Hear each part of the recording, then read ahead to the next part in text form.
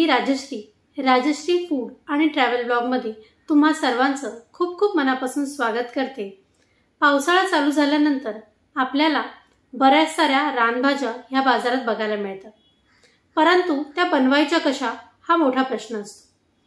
तर आज अशीच एक रानभाजी मी तुमच्यासाठी घेऊन आलेली आहे, जिचं नाव आहे भारंगीची भाजी। ही भारंगीची भाजी अतिशय गुणकारी आहे, कारण त्यामध्ये बरेच सारे औषधी गुणधर्म सुद्धा आहेत। ही वेदनाशामक आहे, रक्त शुद्ध करणारी आहे आणि ह्या भाज्या फक्त आणि फक्त पावसाळ्यातच बघायला मिळतात। चला तर मग ही भारंगीची भाजी कशी करायची ते मी तुम्हाला दाखवते।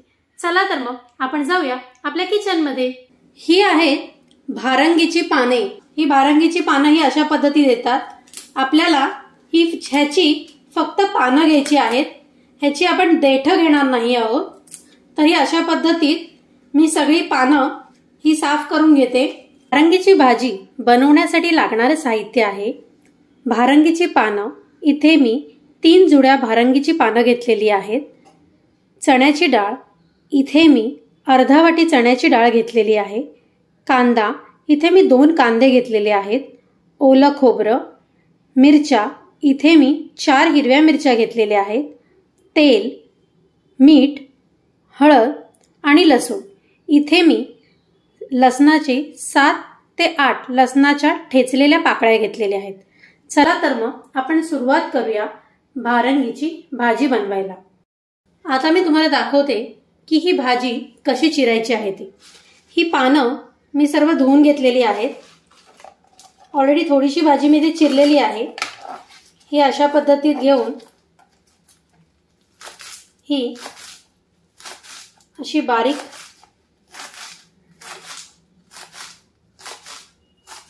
चिरायची आहे भाजी। हे अशा पद्धतीत ही भाजी चिरायची आहे। तर मी आता ही जी उरलेली भाजी आहे, म्हणजे ही उरलेली पानं आहेत, ती सुद्धा चिरून घेते। इथे ही भारंगीची भाजी मी चिरून घेतलेली आहे। आता ही भारंगीची भाजी आपल्याला वाफवून घ्यायची आहे। तर इथे गॅसवरती पाणी गरम करायला ठेवलेलं आहे आणि त्यामध्ये मी अर्धा चमचा मीठ टाकणार आहे आणि आता त्यामध्ये मी घालणार आहे ही चिरलेली भारंगीची भाजी।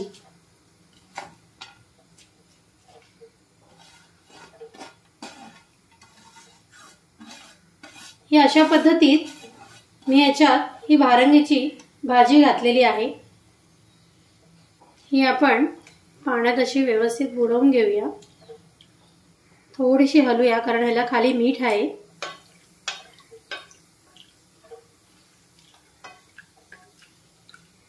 आता आपल्याला ही भाजी व्यवस्थित उकळवून घ्यायची आहे। त्यावरती मी आता हे ताट ठेवते। एक 15 मिनिटं ही भाजी अशीच आपल्याला शिजवायची आहे। तर आता मी हे ताट काढून बघते की आपली भाजी किती शिजली आहे ती। तर आपली भाजी ही व्यवस्थित उकडून झालेली आहे, हे बघा, तुम्ही बघू शकता। तर आता मी गॅस बंद करते आणि ही भाजी थोडी थंड व्हायला देते। तर आता हे थोडंसं थंड झालेलं आहे आणि आता इथे मी घेतलेलं आहे थंड पाणी।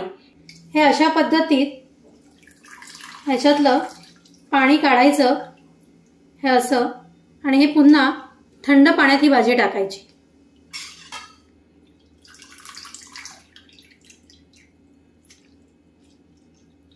तर मी आता ही जेवढी भाजी आहे ना, ती मी थंड पाण्यात काढून घेते। आता ही भाजी व्यवस्थित पिळून, ही अशी पिळून घ्यायची आहे भाजी आणि ही आपण अशी काढून घ्यायची आहे। ही अशा पद्धतीत ही सर्व भाजी अशी पिळून घ्यायची आहे। तर ही जी उरलेली आहे ती सुद्धा मी व्यवस्थित पिळून काढून घेते। तर इथे ही भाजी मी व्यवस्थित पिळून घेतलेली आहे। चला तर मग आता आपण फोडणीची तयारी करूया। इथे तर तेल गरम झालंय, तर सर्वप्रथम आपण यात घालणार आहोत लसूण, हिरव्या मिरच्या, बारीक चिरलेला कांदा,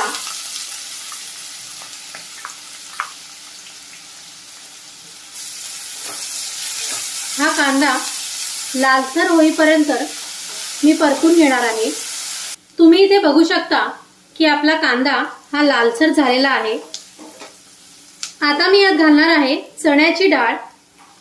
ही चण्याची डाळ मी उकडून घेतलेली नाहीये, ही फक्त मी 2 तास अगोदर पाण्यात भिजत घातलेली होती। तर या भाजी बरोबर आपण ही चण्याची डाळ सुद्धा शिजवून घेणार आहोत। अर्धा चमचा हळद।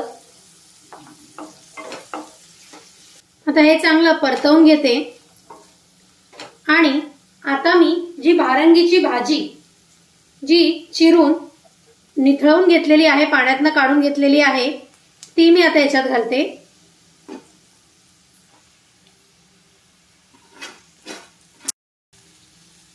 आणि ह्यामध्ये मी आत्ताच थोडंसं मीठ सुद्धा घालणार आहे। इथे मी अर्धा चमचा मीठ घालून घेतलेला आहे। त्याचबरोबर मी ओलं खोबरं सुद्धा इथे घालून घेते आणि आता हे सर्व मी व्यवस्थित मिक्स करून घेते। इथे मी ही भाजी व्यवस्थित मिक्स करून घेतलेली आहे। आता मी या भाजीवरती थोडासा पाण्याचा हबका मारून घेते। हा अशा पद्धतीत पुन्हा एकदा ही व्यवस्थित मिक्स करते आणि आता याच्यावर मी आता ताट ठेवते आणि ह्याला आपण आता एक 15 मिनिटं ही भाजी शिजायला ठेवूया।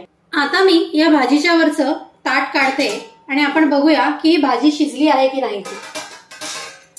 भाजी आपली शिजली आहे की नाही हे कसं कळणार, तर आपली चण्याची डाळ शिजलेली असेल तर त्याचा अर्थ असा होतो की आपली भाजी सुद्धा शिजलेली आहे। तर आपण बघूया आपली चण्याची डाळ व्यवस्थित शिजली आहे की नाही। हो, आपली चण्याची डाळ व्यवस्थित शिजलेली आहे। ही भाजी शिजायला प्रॉपर 15 मिनिटं जातात। 15 मिनिटांमध्ये ही चण्याची डाळ सुद्धा व्यवस्थित शिजते आणि ही भाजी सुद्धा व्यवस्थित शिजून येते। तर आता आपण ही भारंगीची भाजी सर्व करायला घेऊया।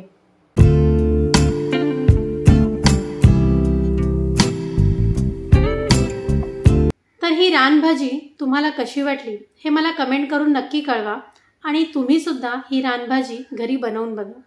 तुम्हाला माझी आजची ही रानभाजीची रेसिपी आवडली असेल तर मला कमेंट करून नक्की कळवा आणि माझ्या चॅनलला लाईक करा, शेअर करा आणि ज्यांनी माझ्या चॅनलला सबस्क्राईब केलेलं नसेल त्यांनी सबस्क्राईब करायला विसरू नका। Till then, bye.